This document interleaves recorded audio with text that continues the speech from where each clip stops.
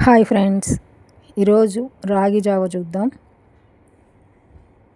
ప్రిపరేషన్కి ఏమేం కావాలో నేను వీడియోలో ఇచ్చాను. చాలా ఈజీగా అయిపోతుందండి. అయితే మనం తీసుకోవాల్సిన జాగ్రత్తలు ఏంటంటే స్టవ్ సిమ్లో పెట్టుకునో మీడియం ఫ్లేమ్లో పెట్టుకునో చేసుకోవాల్సి ఉంటుంది. హైలో మాత్రం పెట్టకూడదు. ఈ రాగి జావ అన్ని ఏజ్ గ్రూపుల వాళ్ళకి చాలా మంచిది కదా. ముఖ్యంగా స్కూల్కి వెళ్ళే పిల్లలు పొద్దున పూట బ్రేక్ఫాస్ట్ చేయడానికి ఎంత మారం చేస్తారో మనకు తెలిసిందే. వాళ్ళకి 2 కోడిగుడ్లు, 1 గ్లాస్ రాగి జావ ఇచ్చి పంపించామనుకోండి, వాళ్ళ బ్రేక్ఫాస్ట్ ఫినిష్ ప్రశాంతంగా ఉంటుంది. మళ్ళీ వృద్ధులకి అన్ని రకాలు వాళ్ళు నవలు తినలేరు కదండి. సో వాళ్ళకి జావలు చాలా ఇంపార్టెంట్. వాటిల్లో ఈ రాగి జావ మనం ముఖ్యంగా చెప్పుకోవచ్చు. అయితే ఎలా పెట్టాలో చూద్దాం. నేను మా ఇంట్లో ముగ్గురికి పెడుతున్నానండి. అందుకని 2 గ్లాసులు చన్నీళ్ళు గిన్నెలో పోసుకుని స్టవ్ మీద పెట్టా. వాటిని మరిగించుకోవాలి. 3వ గ్లాసులో ఫుల్గా తీసుకోవద్దు, హాఫ్ కానీ 1/2 వంతు కానీ నీళ్ళు తీసుకోండి.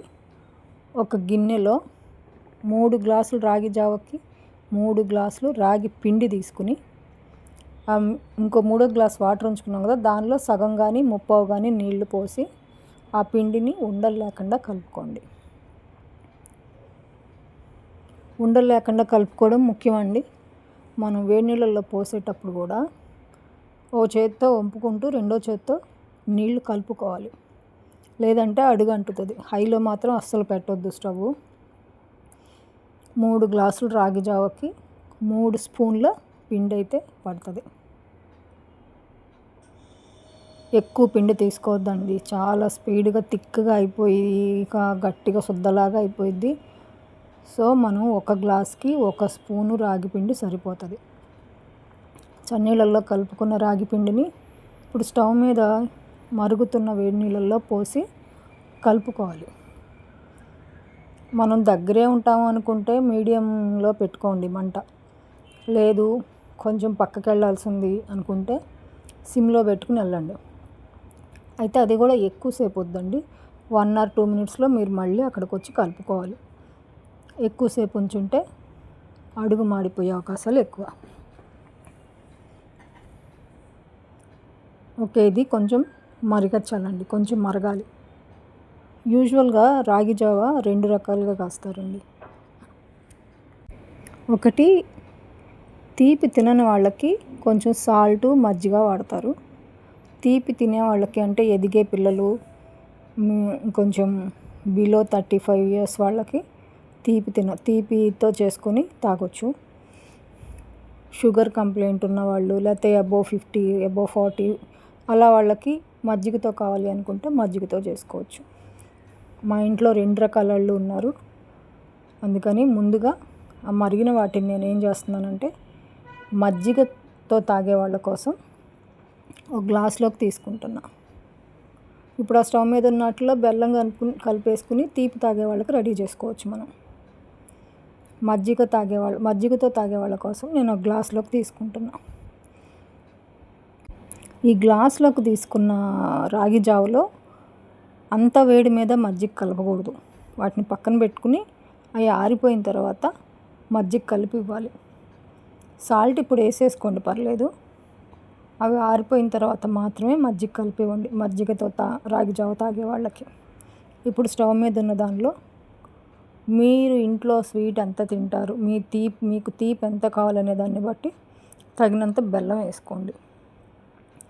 నేను 2 గ్లాసులు కనుక మిగిలిన రాగి జావ 2 గరిటెల అంటే మీడియం స్పూన్, టేబుల్ స్పూన్ కాదు కొంచెం పెద్దది, 2 స్పూన్స్ అయితే బెల్లం తీసుకున్నాను. మీరు కొంచెం ఎక్కువ అనుకుంటే ఇంకొంచెం తీసుకోండి, లేదంటే కొద్దిగా తగ్గించుకోండి. అది మీ తీపి తినేదాన్ని బట్టి మీరు వేసుకోండి. ఇప్పుడు ఆ బెల్లం కరిగిపోవాలి. కొంచెం మరగనిచ్చి యాలకుల పొడి వేసుకుంటున్నాను. మీ ఇష్టం అండి. కొంతమందికి యాలకుల పొడి నచ్చదు, స్కిప్ చేసుకోవచ్చు మీకు వద్దనుకుంటే. నాకైతే ఆ స్మెల్ ఇష్టం. అందుకని నేను బెల్లం ఐటమ్స్ ప్రతి దానిలో తప్పనిసరిగా యాలకుల పొడి వాడతాను. చాలా తక్కువ తీసుకున్నాను, చిటికెడు కన్నా తక్కువ యాలకుల పొడి వేసుకున్నా. మరిగిపోతుందండి, దగ్గర పడుతుంది. మీరు ఎప్పుడైనా కొంచెం చిక్కటి మజ్జిగ ఎలా ఉంటాయో అలా వస్తే ఆపేసుకోవచ్చు రాగి జావ. ఇంకా చిక్కబడిందాక ఉంచారంటే మాత్రం ఆరిపోయి అది తాగబోయేసరికి గట్టిగా అయిపోయి స్పూన్తో తినేలాగా అయిపోయిద్ది. అందుకని కొంచెం చిక్కటి మజ్జిగ ఎలా ఉన్నాయి ఆ కన్సిస్టెన్సీ వస్తే స్టవ్ ఆపేసుకోవచ్చు. ఇంకో ముఖ్యమైన విషయం ఏంటంటే, స్టవ్ ఆపేసిన తర్వాత వెంటనే తాగేయటం అనుకుంటే కొంచెం పాలు కలిపేసుకుని తాగేసేయండి. లేదు కొంచెం ఆరిన తర్వాత తాగుదాం అనుకుంటే మూత పక్కన పెట్టేసి మాత్రం ఉంచొద్దు. మూత పెట్టుకుని పక్కన పెట్టుకోండి. లేదు ఎక్కువ టైం లేదు మాకు తొందరగా ఆరాలి అనుకుంటే వాటిని గ్లాస్లోకి ఇంకొక గిన్నెలోకో తీసుకుని కలుపుకోవడమో తిరగొట్టుకోవడమో చేసుకుంటూ ఆరబెట్టుకోండి. అంతేగాని మూత తీసేసి ఉంచారంటే మనకి పాల మీద మేగడ ఎలా వచ్చేస్తుంది, ఇంకా అది పలచగొచ్చిద్ది. ఈ రాగి జావ మీద మేగడి కట్టే తెట్ట అంటారు దాన్ని. ఆ తెట్ట బాగా మందంగా కట్టేస్తుంది. అది తర్వాత కలిపిన అందులో కలవదు. అందుకని మూత కంప్లీట్గా తీసేయడం, లేదా కొంచెం క్రాస్గా పెట్టి గరిటె పెట్టి పైన క్రాస్గా పెట్టడం ఇట్లా చేయొద్దు. మీరు వెంటనే తాగాలనుకుంటే తిరగొట్టుకుని ఆరబెట్టుకోండి. కాసేపు ఆగి తాగుదాంలే ఇప్పుడు కాదనుకుంటే గరిటె తీసేసి మూత పెట్టి